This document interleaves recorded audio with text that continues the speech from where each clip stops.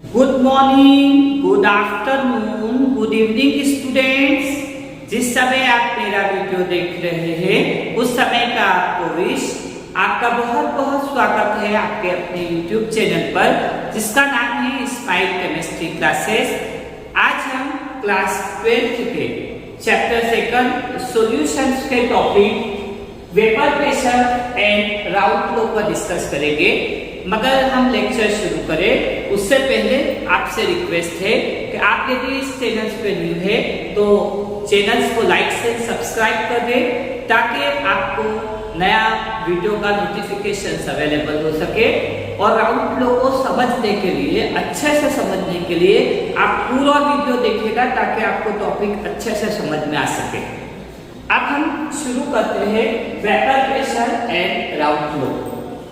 हम जानते हैं कि सॉल्यूशन दो कंपोनेंट से मिलकर बनता है, फर्स्ट सॉल्यूट एंड सॉल्वेंट।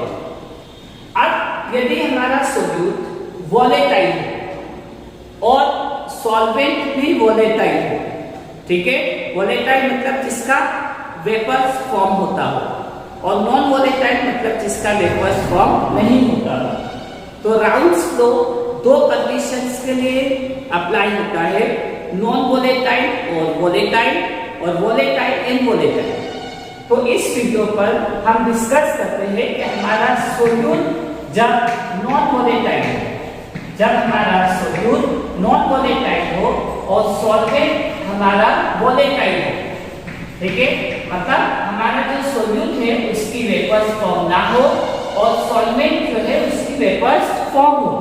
तो ऐसे कंडीशंस में अब हम बात करें कि हमारा जो वेपर प्रेशर ऑफ सॉल्यूशन है, वेपर प्रेशर ऑफ जो सॉल्यूशन है, ये vapour pressure of solute, vapour pressure of solute और वेपर प्रेशर ऑफ सॉल्वेंट के सम के इक्वल होगा, क्योंकि सॉल्यूशन किससे मिलकर बना है, सॉल्यूट और सॉल्वेंट से।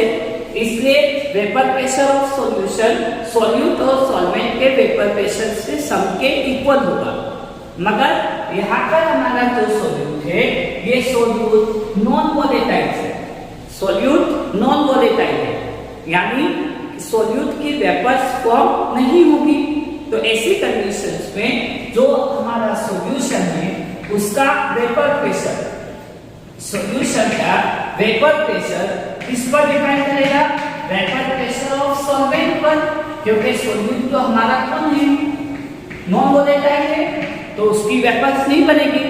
मगर सॉल्यूट वेट में हल्का होने की वजह से कहां पर बैठ जाएगा, सॉल्वेंट की सरफेस पर, ठीक है, जिससे उसकी खुद की वेपर्स तो फॉर्म नहीं होगी मगर साथ में वो सॉल्वेंट्स की भी वेपर्स फॉर्म नहीं होने देगा।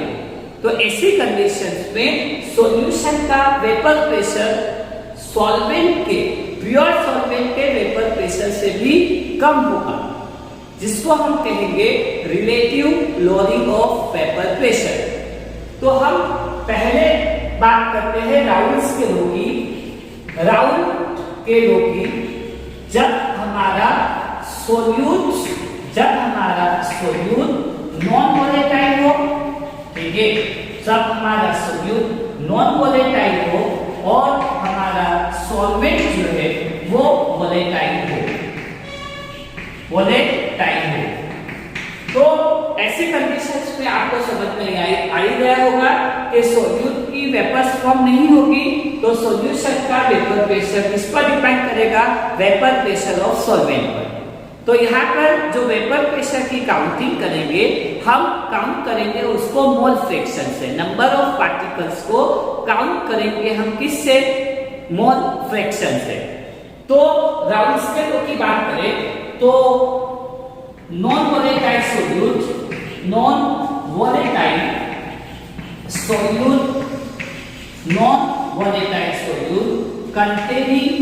containing volatile solvent,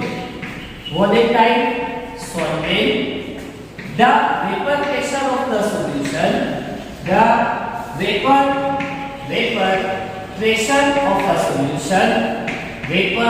pressure of a solution is directly proportional, is directly proportional to the mole fraction of the solvent, mole fraction of a solvent। ठीक है कि जब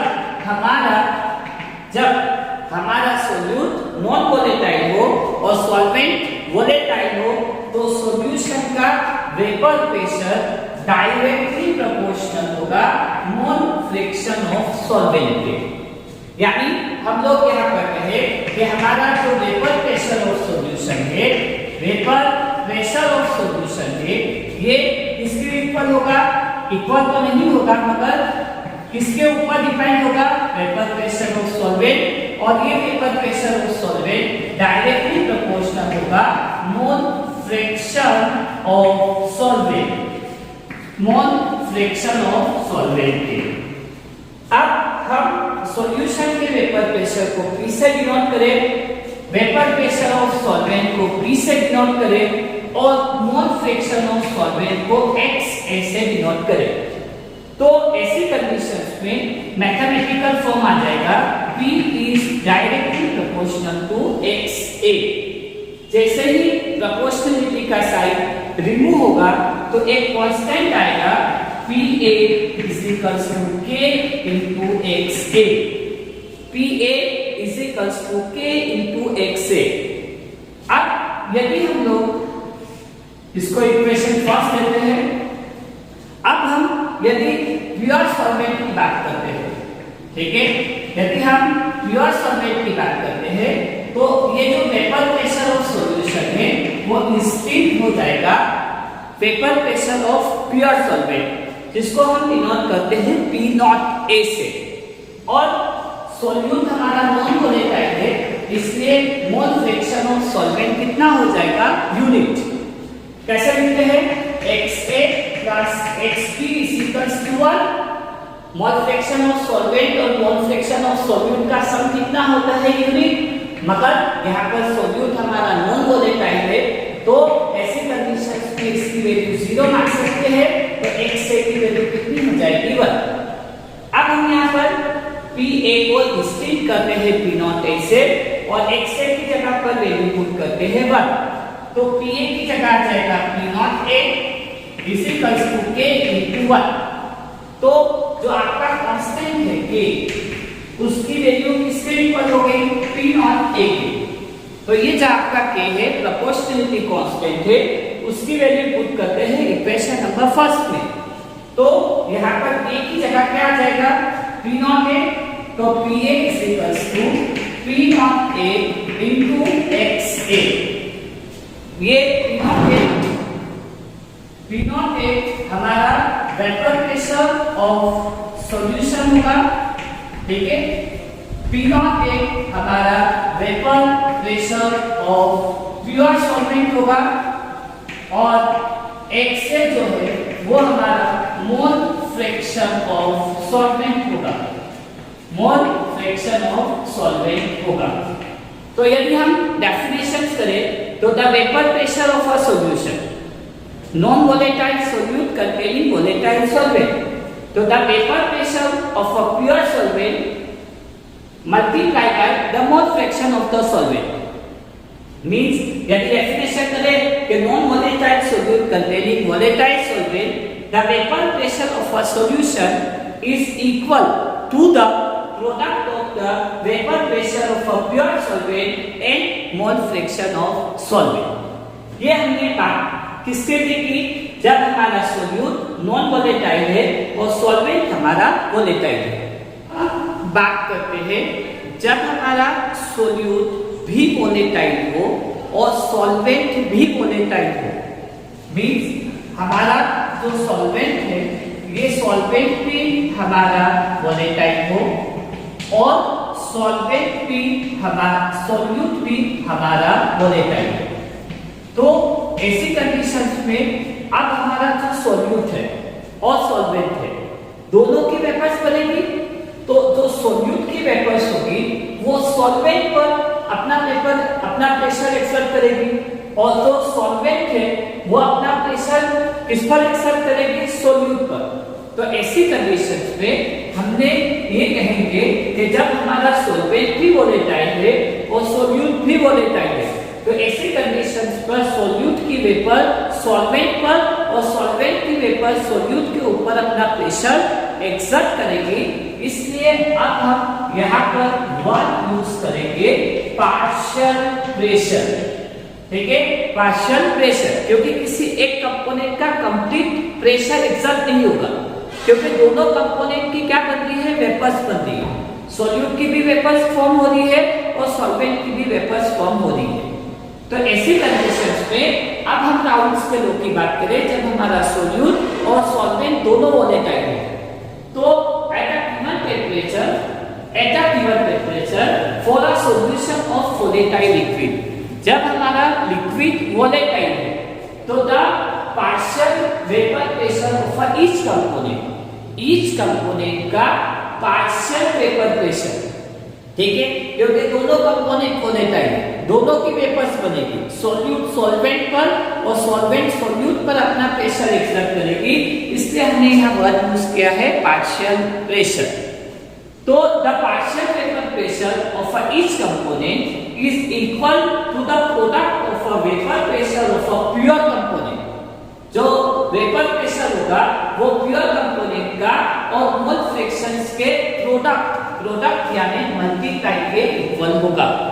यदि हम सॉल्वेंट को कंपोनेंट ए कंसीडर करें और सॉल्यूट को कंपोनेंट बी कंसीडर करें, तो इस डेफिनेशंस के अकॉर्डिंग ये जो प्योर सॉल्वेंट है, ठीक है, ये P नॉट A और XA के मल्टीपल के इक्वल होगा और PB जो है ये component P not P and XB के प्रोडक्ट के इक्वल होगा।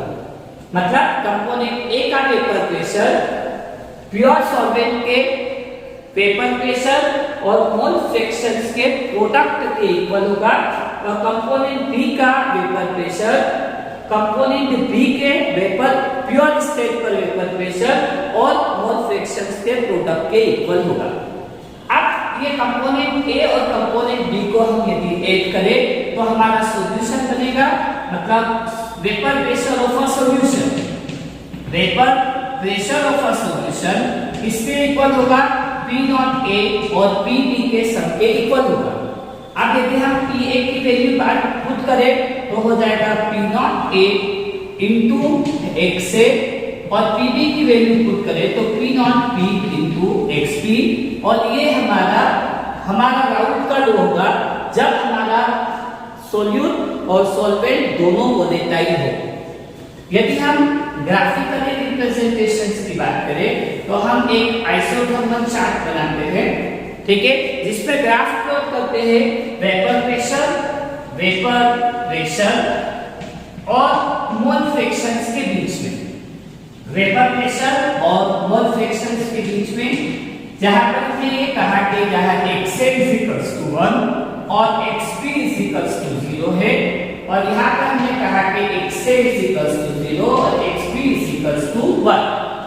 तो यहाँ पर सॉल्वेंट के वेपर प्रेशर की बात करें तो इसको हमने ब्रोकन लाइन से डिनोट किया, और यदि सॉल्यूट की बात करें तो ये सॉल्यूट का वेपर प्रेशर जिसको हमने ब्रोकन लाइन से डिनोट किया।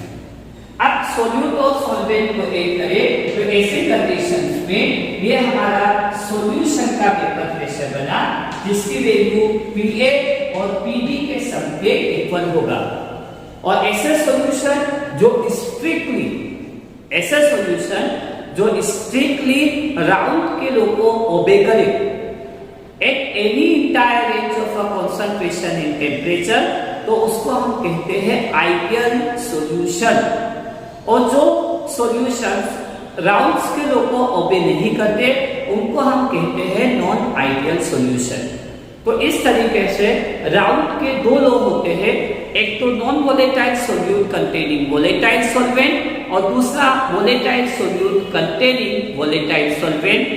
आई होप आपको राउंड्स का लॉ बहुत अच्छे से समझ में आया होगा। Thank you for watching this video.